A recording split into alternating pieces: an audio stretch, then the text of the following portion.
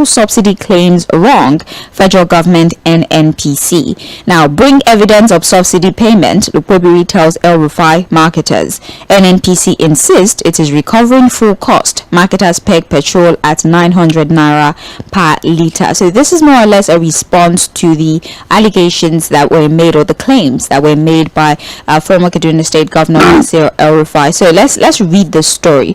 The federal government, through its Ministry of Petroleum Resources and the Nigeria National Petroleum Company Limited, have stated that the various claims by different individuals and groups on the alleged return of subsidy on premium motor spirit, popularly called petrol, were wrong. The government also challenged those who make this argument to provide evidence to justify their allegations, stressing that since President Bola Ahmed Tinubu had declared the end of subsidy on petrol, the situation had remained so. So the Minister for the Minister of State for Petroleum Resources, Oil, Heineke Lukpobiri, he actually had a lot to say. A clip was provided by his media aide. I actually want to read verbatim what he said. Now, the minister says, and I'm quoting now, "I don't want to delve into the issue. It's a very sensitive issue. It's better we get all the facts. As far as I'm concerned, the president removed the subsidy and it remains removed till today. Anybody who's saying that subsidy is being paid is left for the person to bring facts." And when he was asked whether the price being paid for petrol is currently determined by market forces, the minister replied, It may not be determined by the market forces, but let us deal with the price as it is today. Every government has a duty to do certain things, not only in petroleum sector, but in several other sectors, to be able to cushion the effect and burden on Nigerians. And the NNPC claims that they're recovering their full cost. So Fuad, let's analyze the response that we've gotten from Heineke Lukpobiri. He claims, of course, that the federal government is not paying subsidy. In the same breath, he says it's the responsibility of the government to cushion the effect, not just in the petroleum sector, but every other sector. So cushion the effect, is there, I don't know, can it be interpreted as something is being done, but it's just not? Remember what he said, because he said nothing really. He kept on contradicting himself, and at some point, it sounded like a man who wasn't ready to give accounts to himself. He needed not to explain anything to Nigeria. His statement is, filled with sort of unnecessary arrogance, and it was clear really that these are people who are not ready to give accounts of everything. They thought Nigerians don't deserve to know, and don't even have the right to ask questions. Just the singular statement you brought out now, subsidy is gone, but of course government is doing something to cushion the effect. Let's deal with the figures. Oh, the president has enough, so this also be it. Where is the man who has no information to give? And it would have been better if he had not even responded at all. He said it yesterday, was it the day before, when Nasir El Rufai made the allegation that right from the first day of this government, subsidy will be paid. And actually gave a figure that, look, in the last 8 months, the government had subsidized petroleum motor spirit TMS by almost 8 trillion naira. That's an average of 1 trillion naira per month. And I said, look, we can't have such figures out there, whether it's alleged or not, and not have what I can call a well-detailed, rounded response from government. And I jokingly said that, look, the response from government should not come with a Bayon Mandela, who probably will come out supporting everybody and, of course, create a political undertone for that conversation. And I expected that, look, whatever response that will be coming from the government will be more, will be a response with details, with facts and figures and all of that. But here you are the Minister of State. So it's suddenly just maybe going from the breeze or somewhere, it's giving us no information really. Because again, what I said now, what really has he said? He has said nothing. It's just a complete waste of time. Paper. Well, the papers would have to report it because what he has not said or what he said, as irrelevant as it is, still will have to make the news because of the person saying it. If not that he's the Minister of State for Petroleum saying it, that thing should not even make the news because it's a complete waste of time. And then you also have in that story the NNPCL still claiming that they are not subsidized. All they are simply doing is recovering their cost. They should call it whatever name they want to call it, cost recovery, intervention, an attempt to cushion the effect. The reality is that look, as much as Nigerians are not paying the exact amount of money we should be paying for that product, we still subsidy. And then for the minister to even come and say, bring evidence, so we should bring invoices of payments that's the evidence is asking for. It just shows that again, these are people who are not really ready to give account. The arrogance for me is unnecessary. The statement is almost as useless as it be. Because again, I said we are talking about public funds here. When we talk about public funds, we are talking about it on the foundation of accountability and transparency. No matter how ridiculous the subsidy era was, those few money that were appropriated for, so we knew what we were dealing with. All of the talk about corruption was being, people were being paid for doing nothing. All of the shenanigans that happened in the subsidy era will not be as worse as what we are dealing with, because at that time we had figures that we dealing with appropriated for, and we couldn't have stayed out of what was appropriated for. And on that level, there were still some levels of accountability. But what are we dealing with now, Nancy? We don't even know. All we keep hearing from government is that intervening, and then look at the simple question that journalists asking, that look, this current prices of petroleum products, is it still being determined by market forces? What did he say? He said, it may not be. And it will not be. No, it's not. We say we are the market forces now. Because at the time of removing subsidy, what the government has told Nigerians was that look, we are now moving to the era of a fully deregulated market, where prices of products will now be determined solely by market forces.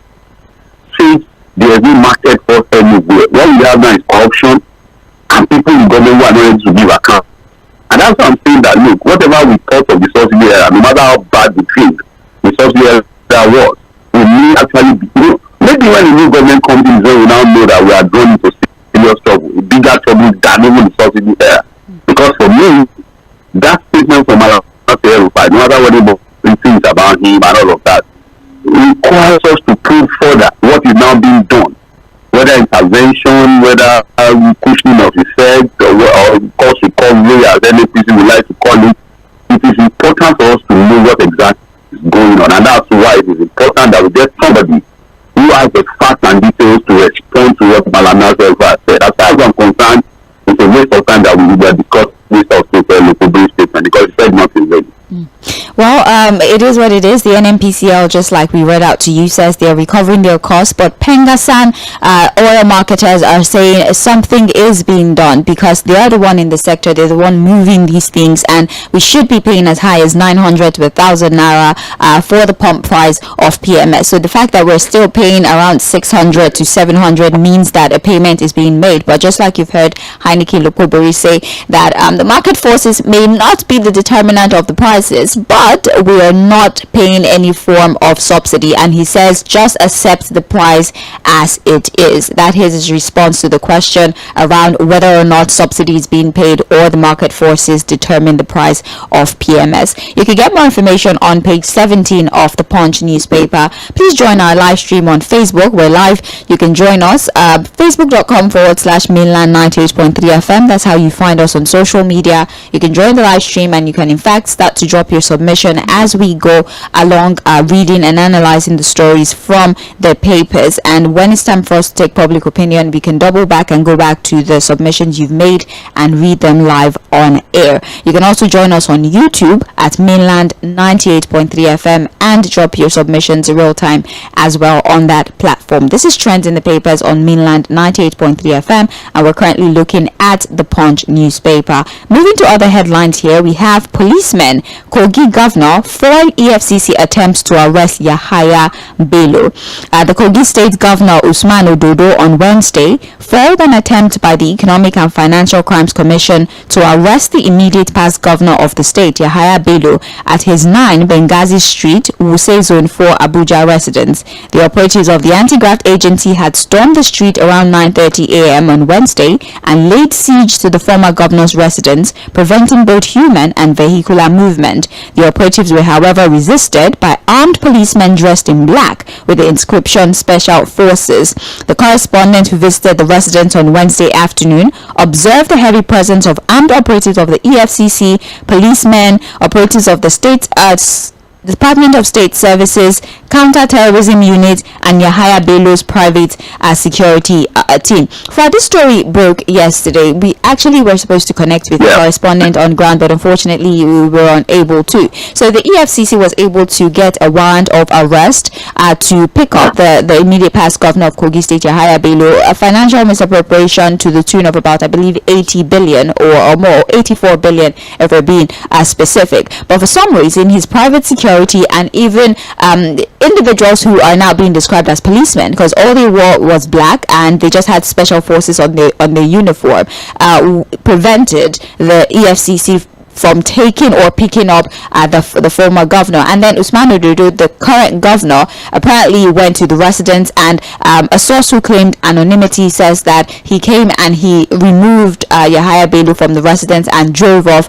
with him, although Yahaya Bello is supposed to be arraigned today in court. But you know, the EFCC is expressing their displeasure, and a lot of questions are being asked about what sort of rule of law do we practice at this time if we're preventing security operatives from carrying out their responsibility. You know what, so we have three unfortunate situations here, and I'll break it down. The first one is the inconsistencies from our court, the judiciary.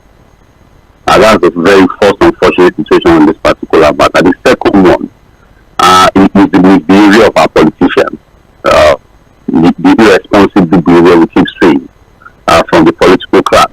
And then the last one, which is the third one, is the unprofessional conduct of our security operatives. You know, so in this particular matter, we have three levels of very sad situation that it really continues to shed more light on the fact that no, we are not really ready to follow the rule of law.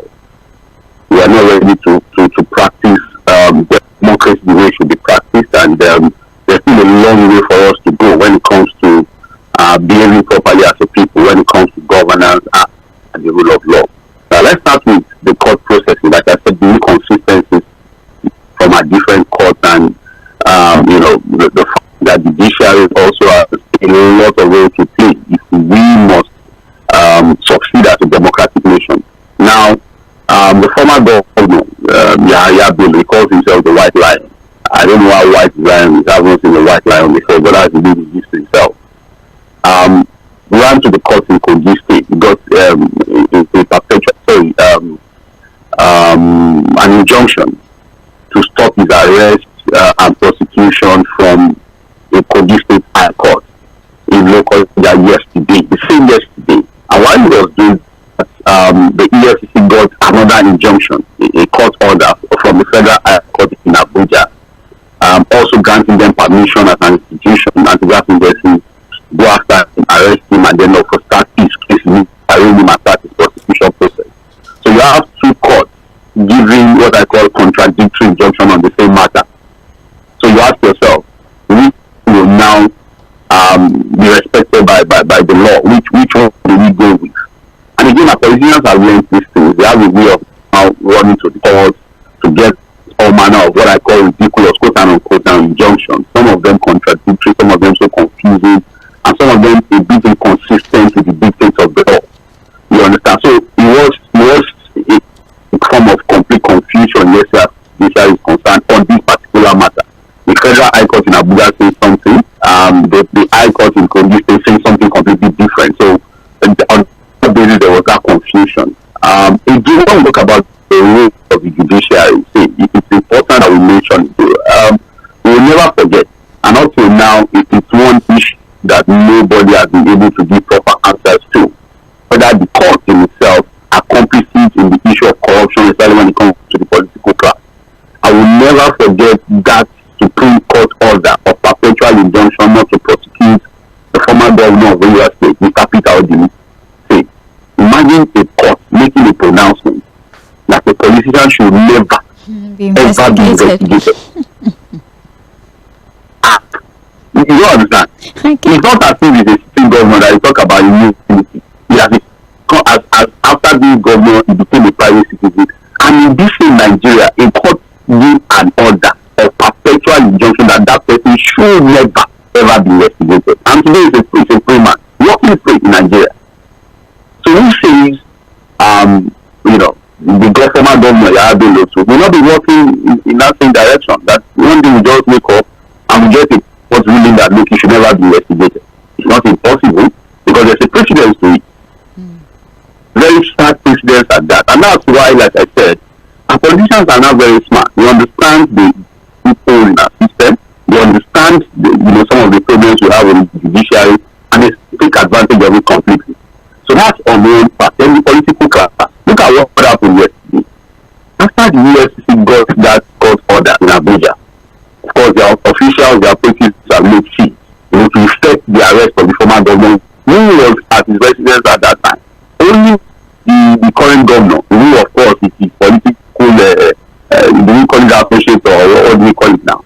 So he's there to pay an official visit. He now brought his own retinue of security operatives, and then of course you had all manner of people at that time who claimed to be security operatives, some of them dressed in black. You have policemen, and then there was that chaos. There was even a gunshot at some point.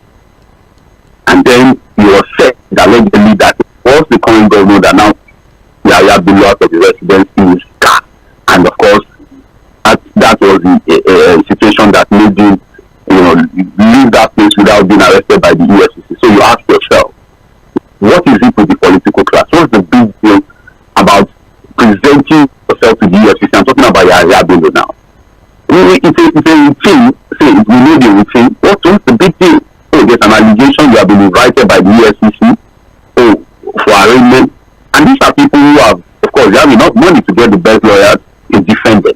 So what's the big deal? While all of the drama, while the old drama, and then while all of that was happening, the usual thing our politicians, they sponsor some people to carry placards and all of the drama. It goes against to show that, I keep saying the thing.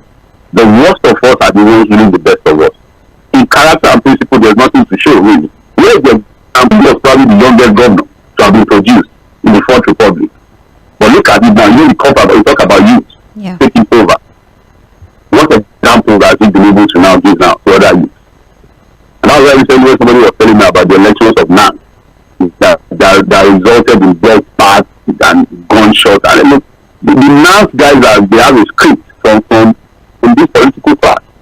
And what they are doing is to act it out and even make it worse. I'm talking about national team and Nigerian students. That's a complete joke. That's not the NANS I was ever a part of. The day was student unionism. And to do what you get to pay visit to take him out of the place. I know eventually the EFCC will find a way to arraign him, because what they have said is that look, he will still be arraigned today in absentia. They will have to still do what they need to do. And of course the legal battle will continue and all of that. And then the last part I mentioned is as security operatives. Where there's a singular matter, they now work across purpose. You have the DSS, you have the police. I think it was this man's case, Emefiele's case, remember? Yes. At some point when we were supposed to be arrested, you had the police was fighting, the DSS was fighting, and I think they even saw one of them say that it's just ridiculous, and these are things that present Nigeria in bad light. There are people who follow these things, they take stock of these things, and whether we like it or not, when we talk about the image of the country, these little things matter to the nations of the world that take things like this seriously. It's not the big things that matter to, because the devil is in the detail. The smaller things we don't pay attention to has serious implications on the way people see us as a people. So no matter how you try to market a bad product, that symptom of you not being able to work in a company when they are supposed to be working in synergy. The Nᴇᴜsᴜ was supposed to be taken to the EFCC was dragging him, then police was also dragging him. They were even fighting. And yesterday the same thing almost happened.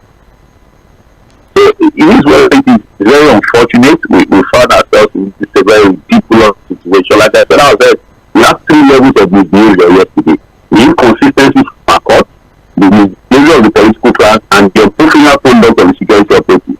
And whether we like it or not, those 3 levels of inconsistency and behavior does not present Nigeria in good light. We are just wasting time. Nobody is going to take us Well, Fouad, thank you very much. That particular story is on page 12 of the Punch newspaper. Thank you to everyone who has joined us on Facebook so far. We appreciate you. We have more stories coming your way, so please join us on our Facebook platform, Mainland 98.3 FM, or facebook.com/Mainland 98.3 FM. We're still looking at the Punch newspaper, and this is Trends in the Papers. Page 18 of the Punch reports, Cardoso links depleting reserve to debt repayment. The rider, CBN stops bank from lending 50% of deposits. Now, to the story in itself, we have here that the Central Bank of Nigeria has clarified reasons for the significant decline in the nation's foreign exchange reserves, asserting that it wasn't primarily aimed at defending the naira, as commonly believed, but rather to partially repay debt owed to creditors. The bank further expressed its desire to minimize its involvement in the market, aiming to foster a scenario where prices are determined through the interactions of willing buyers and sellers. This approach emphasizes the importance of allowing market forces to determine prices rather than relying heavily on intervention from the bank. Fouad, again, a lot of experts had drawn our attention to the fact that as the naira continued to gain against the dollar, there seemed to be some sort of corresponding depreciation in our foreign reserve, which leads us to believe that we have been using our resources in the foreign reserve to defend the naira. But we have the head of the CBN explaining that that information is false, that the depletion of the foreign reserve is mostly because they're using that fund to pay off debt, and it is not used to defend the naira against the dollar. And as a matter of fact, market forces are going to be allowed to determine the strength of the naira against the dollar, and they would have minimal interference as possible. Is this an explanation that you're kind of aligned with? It's another ridiculous explanation. You like speaking too much drama, especially when facts are there for everybody to see. You could see the statement is going on and on. Like you said, part of the statement says we will now allow, the willing buyer, willing seller situation, which is what you call the market forces in this context now, to determine the price of forex and all of that. The reality is the same. Primarily, the reason for the depletion of our foreign reserve may be debt servicing. That be the primary reason. We have a lot of debt obligations that we need to take care of, which the government has consistently been doing in recent times. So that might be the primary reason. But the secondary reason is also the fact that, whether we like it or not, the CBN is intervening in creating liquidity in the forex market. What do you call the CBN idea of selling forex to businesses? What was that? They will stop interfering. They will stop. Yeah. They said they will stop. They will stop. But what are they doing now? What are they doing now? The idea of the CBN selling directly to the businesses, giving them dollars and telling them how much to sell. Well, that. I don't know. They say they will stop now. Why? They say they will stop. We are talking about now. You don't understand. What we are seeing now. If the CBN as of today, it is selling directly to businesses and telling them what they should sell. What is that? So we have been deceiving ourselves. Why do we like to? And whether we like it or not, when we had this crisis, the free fall, the situation where, of course, the naira was on the free fall against the dollar, we are telling it consistently that don't have to be done because we can't allow it. It's going to lead us to serious economic crisis, and that no intervention was happening. Even though it's not supposed to be the normal thing. It's supposed to be like, a market that is floated, and of course we have willing buyers, willing sellers, determine what happens in the forex. But at that point, there was a need for an intervention, and that's sometimes why you are winning the reserve. So nobody is expressly blaming the government for intervening. Intervention is needed, man. It's done all over the world. When you have a serious crisis, you can intervene, and that's why you have your reserve for days like this. So I don't know why Mr. Cardoso is now trying to, nobody is blaming for what he has done. But what people are now saying is that, look, there's a corresponding depletion which should source of concern for us. And then, like saying, this idea of artificial liquidity they were creating by the intervention of the CBN is not sustainable. Study consistently until we get to the place where forex can flow into the economy naturally, not by all of these new temporary arrangement that we're seeing from the CBN.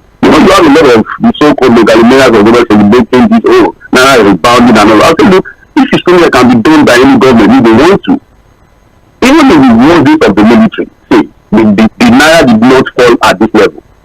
Even the 16 years of the so-called corruption of the PDP that the APC kept talking about, they were doing the same thing to keep the naira at bay, to strengthen the naira against the dollar. That was why there was a complete free fall at that time. Even the Buhari government too, at some point was doing that. And so we are back to that era. So what the government needs to now do is to say, what is the outlook for the future, the more sustainable approach, keeping the naira strengthening against the dollar. And that's why we talk about diversifying the economy, of course, improving on the oil sector for us to be able to produce more. And all of the things we need to restructure the economy so that we can have what you call a balance of international trade, where we can begin to export and not necessarily be an import-dependent nation. But for you to now, the same statement make and say, why are these people doing these things? The facts are there. The facts are the facts. These are not just opinions. These are the facts. The reality is that the CBN is intervening at this time, and nobody is blaming them for doing it. These things are new when you have crises like this. I don't know really. It's just some of these things just beat you, but I think that's the way we just want to do things really. Mr. Cardoso needs to do what he needs to do, but he should not continue to now play on the intelligence of Nigeria with statements that are so inconsistent with the reality of things we know. Well, Fuad, I mean, they're not exactly claiming that the artificial liquidity is a long-term solution. Maybe it's just short-term, why they try to find a more permanent solution. Yeah, but why deny? We are not blaming them for doing that. We are saying why deny the statement is the denial from the problem.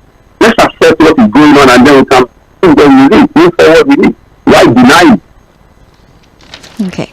Well, that particular story is on page 18 of the Punch newspaper. Moving on to more political stories, we have on page 2, PDP governors warn against illegality of NEC meeting today. Ahead of the National Executive Committee meeting scheduled for today, Thursday, governors elected on the platform of the People's Democratic Party have warned the party members against illegality. Today's NEC meeting is set to address whether the acting national chairman, Umar Damagum, should retain his position or be replaced. Damagum, who was the PDP national chairman, became the acting national chairman following the suspension of the party's national chairman, Iyorchia Ayu, in March of last year by court in Benue State. Well, on Tuesday, 60 members of the House of Representatives called for Damagum's removal and demanded the appointment of a substantive chairman for the North Central, where Ayu hails from. But the House Minority Caucus, led by Kingsley Chida, distanced itself from the group, labeling it an unrecognized entity within the parliament. Fuad, it's a lot of things going on within the PDP, a lot of controversy, a lot of litigations apparently going on within the PDP, and they're having their NEC meeting today, all in a bit to at least attempt to resolve some of these problems, one of which happens to be the issue with the PDP national chairman, whether or not he would be removed or he would retain his position. And now the governors are saying that as we convene for this meeting, let us do away with any form of illegality and operate with open mind and honesty of some kind, if possible. What are you saying? You see me in that meeting yesterday. I'm not saying any word. It was in that caucus meeting, yes. I think that's the first meeting he attended since the election last year. That's the first meeting. Yeah, for some time. He's attended, yeah. After his talking to the other side, you know, so you are just, keeping a straight face, sitting down in the caucus meeting of the party worked against because of his own personal interest. Again, when we talk about integrity, Mr. Wiki demands integrity from everybody but himself. But again, the caucus meeting was held yesterday by the PDP, and I think the focus yesterday from everything they said, maybe there will be a different focus today at the next meeting. But yesterday was about the acting chairman. That was really thing. And I think somebody was able to resolve that. The former chairman of the party, Iyorchia Ayu, had withdrawn his case from court. And so what they are insisting is that no, Iyorchia is from Benue State, that's not central part of the country, and that he was just right because of the zoning arrangement in the PDP, although there are still questions as to what zoning means to the leadership of the PDP. But what they are saying is that no, it was agreed that the chairmanship of the party should go to the North Central. So if Iyorchia Ayu will be stepping aside and withdrawing his case from court, that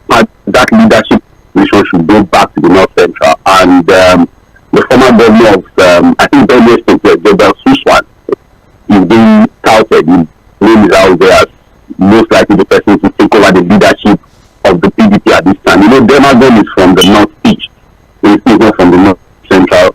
And so what he did say is that he will now have to return to his position as the chairman of the party in northern zone, which was the position he held before he stepped in as the acting chairman. So I think leadership-wise, I think they are all on the same page now. I think Mr. Demagun has now decided to sacrifice for the interest of the party. And so we may be seeing a resolution at the next meeting today where Mr. Gabriel Sussman will now be nominated and of course confirmed as the first chairman of the party. So on the leadership of the party, somehow it has all been resolved. I think today, Gabriel Sussman will be affirmed as the chairman of the PDP. But I was hoping that one of the issues we will discuss at the CAFOS meeting, or maybe that is left for the next meeting, is the issue of anti-party activity.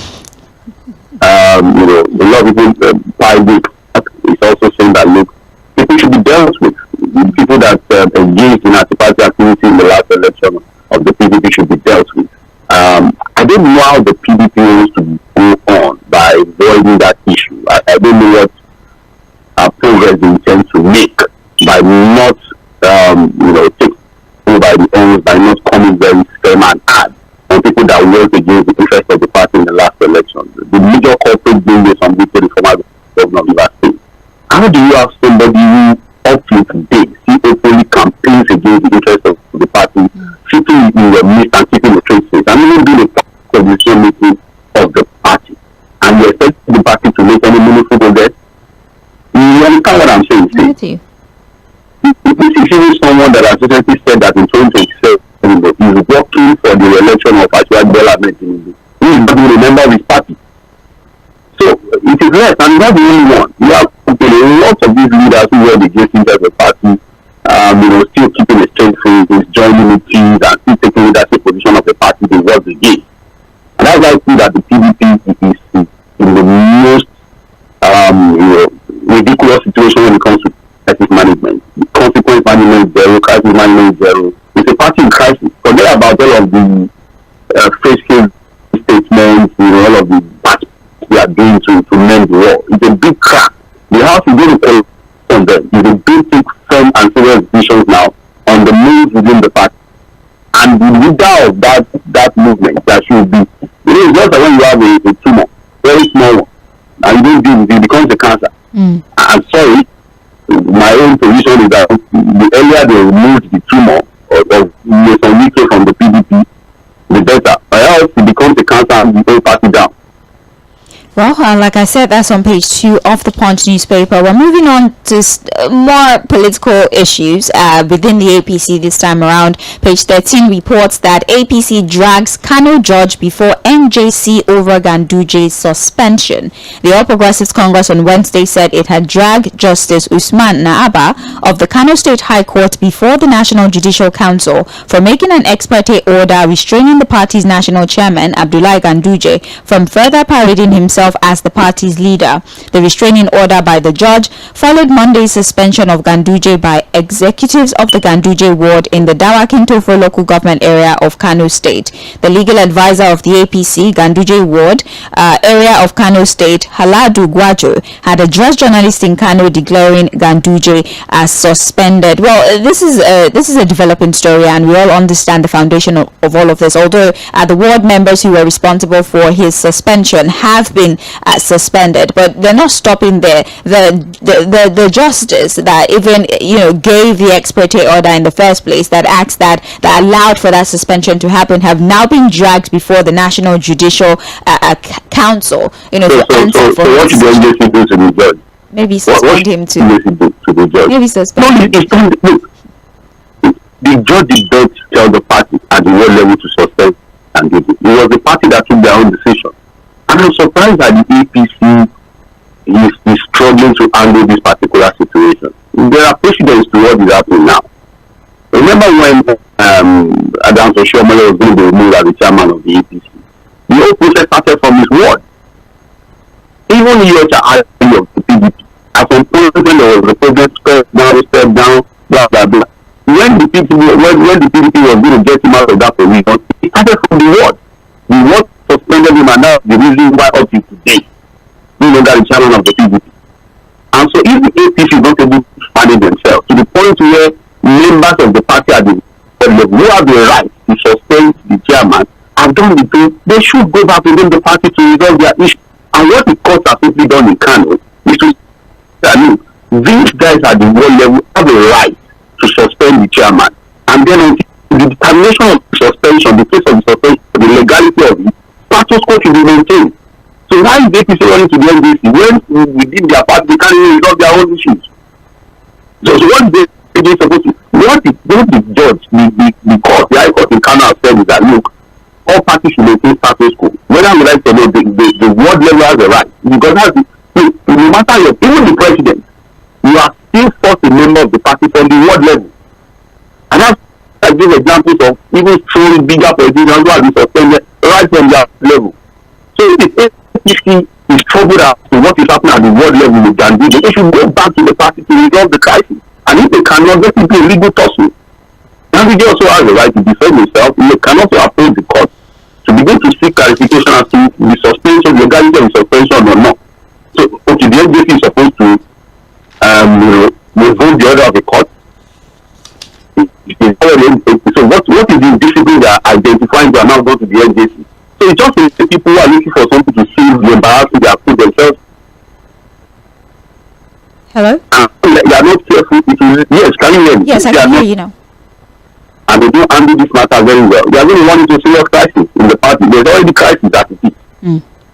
All right, so page 13 of the Punch newspaper has the full story. Moving on, page 29 tells us that 29 Yoruba Nation agitators remanded, Oyo demolishes base. It's telling us here that the Oyo State Police Command on Wednesday arraigned the 29 Yoruba Nation agitators who invaded the state government secretariat in Ibadan last Saturday. This was as the state government also on Wednesday demolished a building where the Yoruba Nation agitators, led by Modupe Onitiri Abiola, was said to be operating from. The building is said to be located on Toye Oyeshola Street in Ibadan Southwest Local Government area of the state. And Governor Seyi Makinde, Special Advisor on Security Matters, Fatai Owosheni, a retired Commissioner of Police, confirmed the demolition of the building to the Punch via the phone. While the state government is being rather reactive to the unfortunate, very disgraceful incidents that played out, with the Yoruba Nation agitators. So 29 individuals have been arrested.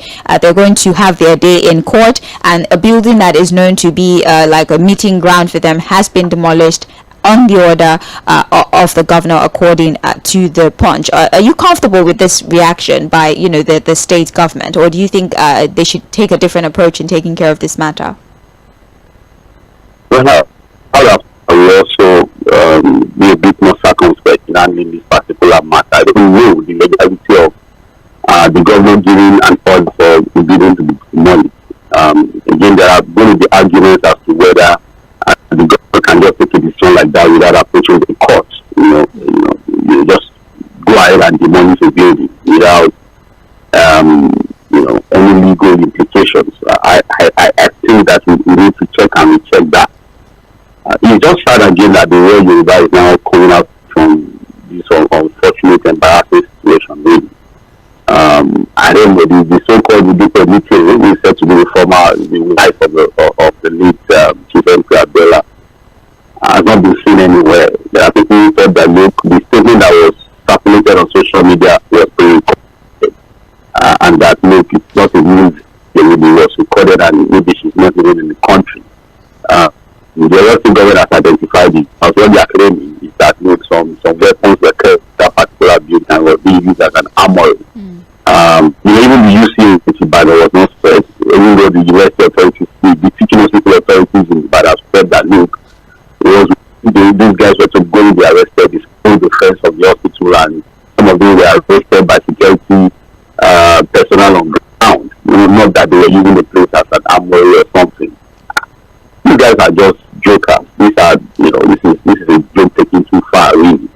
I'm sure you've seen the video of some of these so-called Yoruba Nation because where we're saying some of them I think were hypnotized, some of them were brainwashed. You saw the lady who said that they actually wanted to join the Nigerian Navy, and that she had even collected from and hoping to join until when the Yoruba Nation people came him. Yeah, they will take and say that this was a better platform and all that, blah, blah, blah, you know. I don't know. They don't be prosecuted. I think some of them don't even know the gravity of the offense. That's the start part of the real story. A lot of them, if you listen to what they were saying, you know that they didn't know they were getting themselves involved in, you know. Even Sunday, he knows what his eyes saw, and now he has become more a gentleman. He is doing more talking from outside than even doing any. You understand what I'm saying? So, they have to face the music. They got themselves involved. You know, like they always say, there's no excuse in law. There's no ignorance in law. You know, you do the things, you face the circumstances, you saw the consequence. So, but I pity them. I pity them because they probably know how bad the situation is for them now when they've gotten themselves involved in. But I think the government will deal with that, and I think that we should not overreact in demolishing a building. If the building is identified to be an armory, why don't just take over the building, recover the weapons, but going ahead to demolish a building for me looks like an overkill. But wait to see how it goes, really. All right. Page 29 of the Punch, you find more information. I'll just read out the headlines that are on the front page of the Punch. The headline already tells the story. We have here, heavy punishment awaits persons threatening Nigeria's unity, says President Tinubu. That is on page 12. And on page 17, we have federal government to execute $3.8 billion gas supply agreement in May. Just one thing it says, I talk about because of time I know. Yes. The president saying everybody should people threatening the unity of the country. Yes. Yes, I don't know the interpretation of threat to unity by the president. Maybe talking about the Yoruba nation as dictators, maybe talking about IPOB and some other groups who are calling for succession or a restructuring of the country, probably a review of what we call the unity of the country. The reality is that, let me tell you, say, you know what threatens the unity of this country more than any other thing? Hunger. The corruption within the political class. So if the president is talking about consequences for people who threaten the unity of the country, it should be about the political class who are heavily invested in corruption and all manner of malfeasance when it comes to public funds. Until we deal with that, there's nothing that threatens the unity of this country more than that. Because the reason why we have this agitation is as a result of the extreme corruption within the political class. Look at the lady now. You said that they told her that, look, we're going to take you out of poverty. That was why she joined the Yoruba Nation movement. And it's because she has seen the government consistently promise her prosperity, new governance, millions of democracy, without any result. So she's looking for an option. You ask the people also in the south, they will tell you the same thing. Ask people in the north, they will tell you the same thing. That's why people are even saying that without making excuses, all of the so-called insurgents we have in the north, the bandits and all of that, are also victims of the Nigerian situation, which is consistently the failure of government to deliver the goods of democracy for the people. So the president must first acknowledge that the first thing and the major thing, apart from even the only thing that threatens the unity of the country, is the failure of the political class to give the people dividends of democracy. And if we address that, we are not going to get anywhere. Well, thank you very much, Fred, for that. Like I said, that is on page 12 of the Punch newspaper. Very briefly, let's look at the Guardian newspaper. The top story here says, poor funding model, paucity, stall $3.2 billion Eastern Rail project after 3 years. The riders, contractors remove old track, abandoned sections. Federal government's 15% counterpart fund paltry, non-committal residents say. While reviewing its financing, committed to its delivery, Minister assures. Now, failure of the last administration to put its money where its mouth is has stalled the rail rehabilitation work on the Eastern Corridor 3 years after its flag off. Findings show that the project, estimated to cost $3.2 billion, have become a hard sell to investors. It will be recalled that the project, flagged off by former President Muhammadu Buhari in 2021, was to be funded by 85% foreign loan and 15% counterpart contribution of the federal government, with a delivery timeline of 2 years. I would like to keep reading this particular story, but we do not have the time. But for it, just highlighting that particular rail project and how, of course, it's slowly becoming another project that has been abandoned. Yeah. You know, how do we start projects without having a financial plan, an execution plan? and it's a consistent behavior with the different governments at different levels. You know, we initiate projects, and then at the end of the day, there's no funding plan. We'll get a funding plan, we don't implement that, see it through. That's what has happened to this particular project, that is getting abandoned until the government decides to take it up. And it's not the only project really that has been abandoned, government after government, you know. When we think that before any projects are announced, you know, and even being put in the public space, all of the I's have been dotted, the T's have been crossed, all the fine details have been outlined, and we expect that maybe execution should be seamless. When we talk about finance and then mobilization to start to implement. Now, 3 years down the line, when this project was announced by the Buhari government, nothing is happening. So it's just unfortunate again that we have these things. And that's why sometimes we also get excited when projects are now or projects are started. So you understand what I'm saying? Not the part that matters. We need to be completed. If you know what I'm trying to say, the recent conversation about the Lagos coast and Calabar coastal road. So in the country, we've seen projects started, you know, timelines given, and years after those timelines, the projects are either abandoned or just said nothing happened. Right, so actually we need to see whether this particular time. Yes, time See how time flies. Really. I know, right? I thought we just We've not started anything. Bye Fuad. We're going to go on a break, and when we come back, we'll open the phone lines. It's Open Mic Thursday, so you can pick any story of your choosing, whether reference the front page of our dailies or bring up a story that you think the papers missed. My name is Sage Babalola. This is still the Morning Express. Please stay with us. At 8:40, we'll be back for Mainland Focus.